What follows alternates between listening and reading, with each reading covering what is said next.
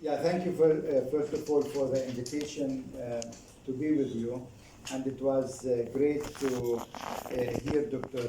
Krebel, and I think I agree with so many things you have said. So there wouldn't be like a big here discussion among us. But let me maybe start by saying. Uh, uh, for me, it was always important, or it became important more and more, to read the Bible through Palestinian eyes. And actually, to take a Palestinian lens to understanding the Bible. So basically, the life of us in Palestine today, I'm arguing, could be an important key, hermeneutical key, to reading and understanding the Bible. And looking at this way was for me an eye-opener, because this is not how I was trained in Germany. In Germany, I was trained to think that, German theology is real theology. While what we are doing is contextual, which means it's nothing really serious. I would argue it's exactly actually the opposite, because German theology comes more from a dogmatic approach, where you want to fit everything together, while Palestinian life is actually much more complicated. So this is just to understand where I come from. And the second thing for me that was an eye-opener, I started looking at the geopolitics as an important key to understanding the Bible, which is what I don't think was ever done before. So I claim there to have maybe discovered something important. And what does that mean? It means we have to realize that what we call Palestine, this very small country, that we think as Christians and believe it's the center of the universe. You know, you have in Jerusalem a church called the center of the earth. That is a myth. It's a religious myth. Actually, Palestine is a land on the margin, has always been, and is surrounded by 5 major regional powers. And those 5 regional powers have been controlling the fate of Palestine throughout the time. You have Egypt in the south, until today prominent in Palestine. You cannot think of anything in Gaza happening without Egyptian interference. Then we go a bit to the north. You have Europe. These are the Greek, these are the Romans, these are the British, and this is the US, I would say, today. And Israel is actually part of that, because Israel is a European invention. Then you have Turkey. These are the Hittites in the Bible, etc. Still until today, they are playing a major role of what happens in Palestine. You move to the east, you have Mesopotamia, that is Iraq and Syria, though they are right now very weak, but they have been controlling a lot what's happening in Palestine. And you have the Persian, and you hear a lot in the American media about Iran. So these 5 powers have been always actually messing up life in Palestine. And so Palestine have been, unfortunately, for many, many centuries under the influence, if not to say the occupation, of one of these powers. And so that is the geopolitics of the region. And I think geopolitics actually control much of our thinking without us noticing it. And for me, the Bible actually is the attempt to respond to this geopolitical situation. How that? If you look at the Bible, the oldest parts of the Bible go back to the 10th century BC. It's not by chance that it's exactly in that century that the first empire emerged in the region, which was the Assyrian Empire. And as you know, the Assyrians came and occupied Palestine. The question about God is very much connected to the question of the empire, because if you live under imperial rule and you all the time, like us Palestinians, feel the heat of the empire behaved like God. You think the empire is God. They are omnipotent. They can do what they want. Nobody can actually call them to accountability. They have all the technological, economical, as well as ideological power, which we experience today. And when you feel that heat, that oppression all the time, the question of God comes up. And I think as Palestinians, we have often heard, and I see this, old Palestinian woman at the checkpoint one day with her Palestinian embroidered dress being, chickenized by the young Israeli soldiers who was maybe 22 years old. At some point, she really was fed up. She looked into heaven. She have her hands like this and looked to heaven and said, "Wainak ya Allah, God, where are you?"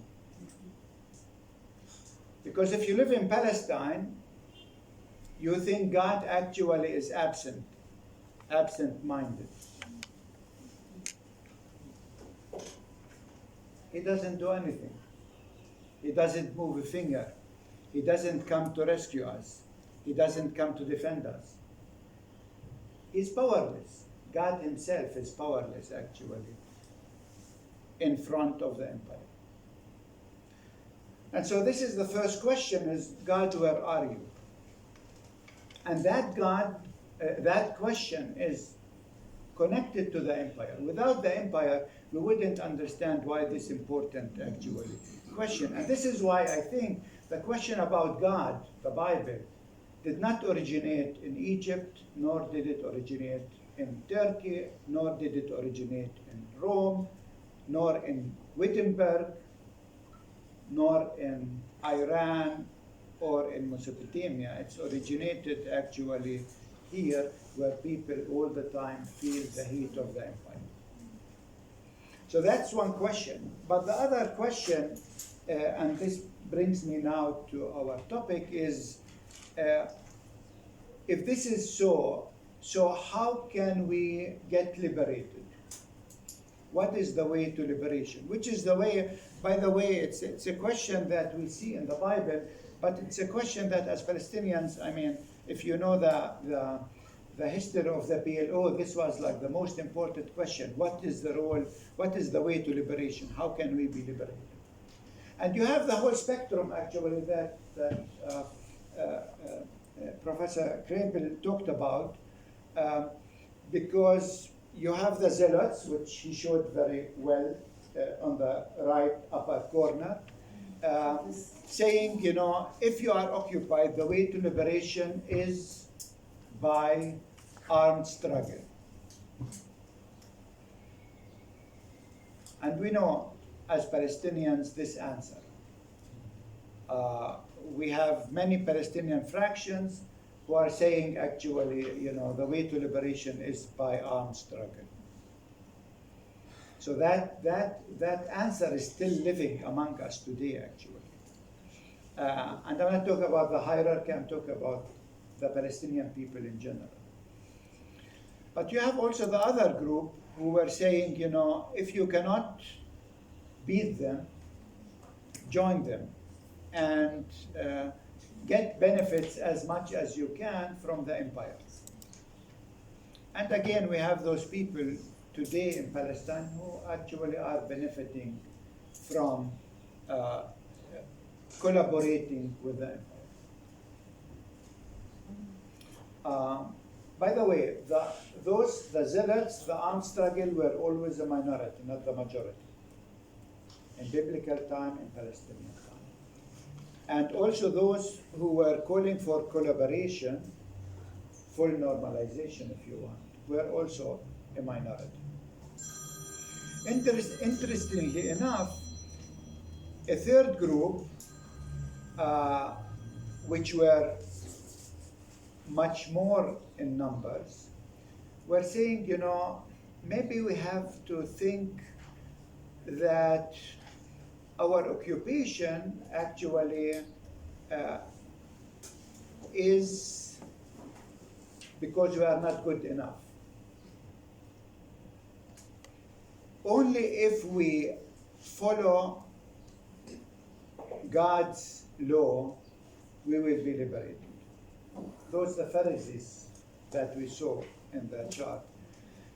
Those are like the Hamas people today who would say, the role actually, the way to liberation would be, we have to follow God's law. And actually, following God's law becomes showing power about women's dress. It gives the people the feeling that we are actually slowly making progress, but actually that progress has not much to do with the empire. But those people are very powerful. And then you have the Sadducees, which we heard about, and they were, as we heard, those controlling the temple. But also, and these are like the leaders of the occupied people who are in an awkward situation because they have to relate to their people and at the same time they have to relate to the empire. And if you want to understand the awkward situation of the heads of churches, this is exactly what they have to deal with. They have to relate to their congregations, and then they have to have a picture with the president of the state of Israel. Very awkward situation. But this is also, maybe to some extent also, the Palestinian Authority, because they have to relate to both, to the occupying force as well as to their people. How can you do that? So that was a fourth way.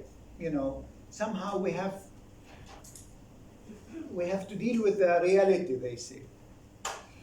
And then you have a fifth group actually who said, this world doesn't seem right. There is no hope for this world. And so maybe the best is actually to seclude ourselves, to go into the desert, and to wait for change to come from heaven. We will absorb we will try to be the holy community there. And we talked about the Essenes. You think of all the monks that went into the desert in the 4th century because they thought, this new Christian empire is totally corrupt. We need to live the real Christian faith, and so they resorted to the desert, exactly like the Essenes in the 1st century. But also these are some of the parachurch groups who believe, they own heaven and everything is lost, and so they retrieve into their 50 holy community, who everyone is so holy and they feel good. And so these are basically the 5 different patterns that we see in the New Testament but that we see exactly and we live exactly today.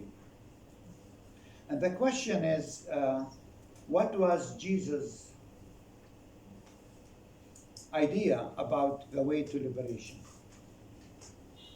And this is an interesting question, because if you look carefully, Jesus was one of very few, maybe the only that we know of, that was able to incorporate among his disciples zealots as well as tax collectors,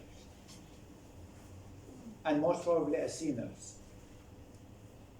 And why is that important? Because part of the problem of the occupied people is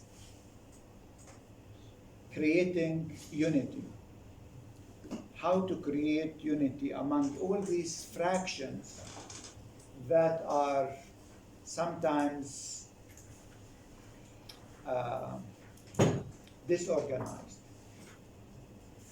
And who is the leader that actually can bring everyone around the table and create a new community that is diverse, but that is at the same time actually harmonious? So I'm not sure if I would use the word hybridity, though I liked it very much as a post-colonial scholar. But yet I think what really Jesus wanted was to create this unity that was lacking there, and which we still as Palestinians are actually lacking, because we are still talking day and night about how can we unite all of these different fractions that have sometimes opposing ideas and ideologies.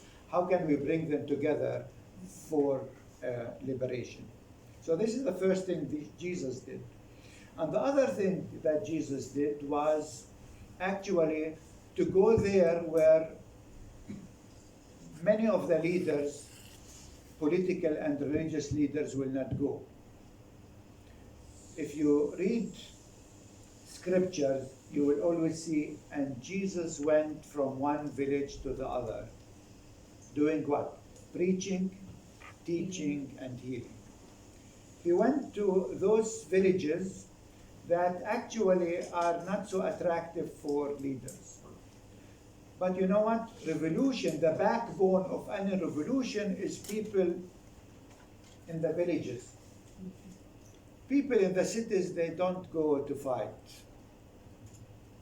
They are middle-class people usually.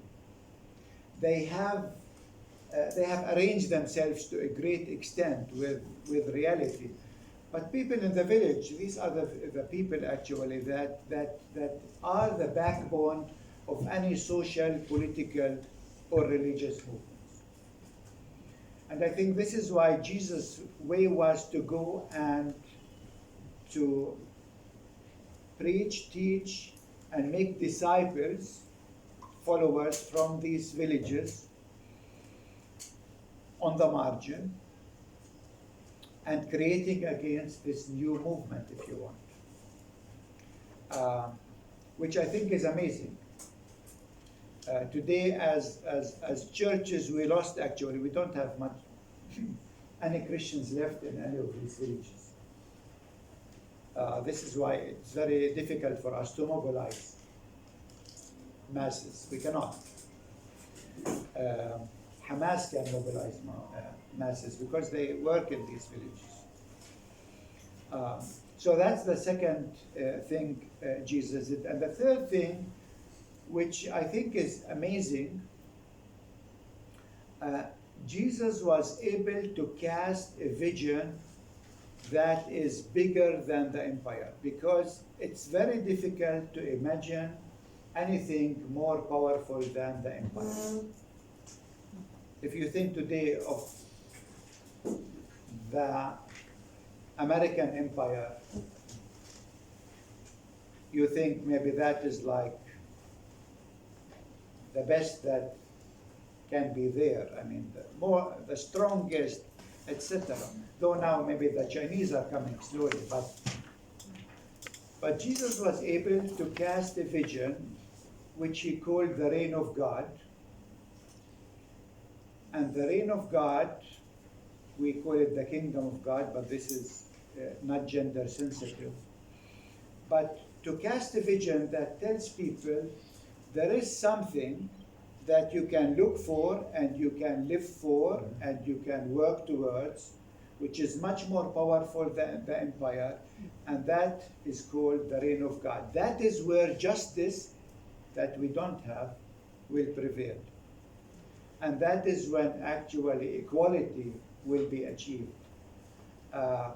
And this vision was able actually to make many people enthusiastic. Yes, this is what we work towards. But you know what? Dismantling the empire starts by believing that there is something more powerful than the empire. And guess what? It's not going to come from alone, No. like the Essenes.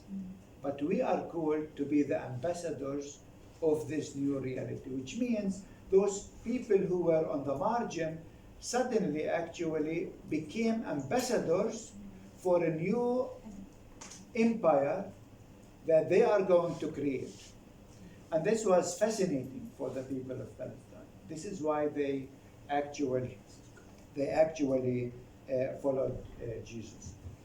Now, this is why you can understand why actually Jesus was at the end of the day crucified, because his message was actually a highly political message, and it was a threatening message to the empire.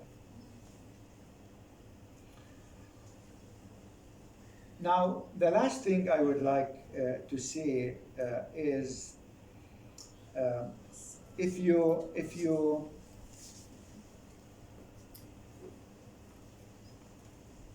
the question about God was not invented in Palestine, because people in Egypt were thinking about God and people in Mesopotamia were thinking about God, but there in the empire, God was mirroring the empire and the emperor, which means that was the powerful God. The power of the empire actually was incarnated in the power of God, and the power of God was incarnated in the empire. The invention of the people of Palestine was that they were able to spot God where nobody else was able to spot him. Not in the power, but in the weakness. And this was something totally unheard of. And this is why, you think of the Old Testament, Jerusalem destroyed over and over again. The temple burned down. God is totally powerless. And the New Testament could not end anywhere else but on the cross, where God himself actually became a victim of the empire. But our forefathers were able to spot God where nobody else was able to see him, on the cross. There where you think God was so weak, surrendered to the empire. It's exactly there on the cross that our forefathers were seeing God in his most glory. And what does that mean? Why is this important?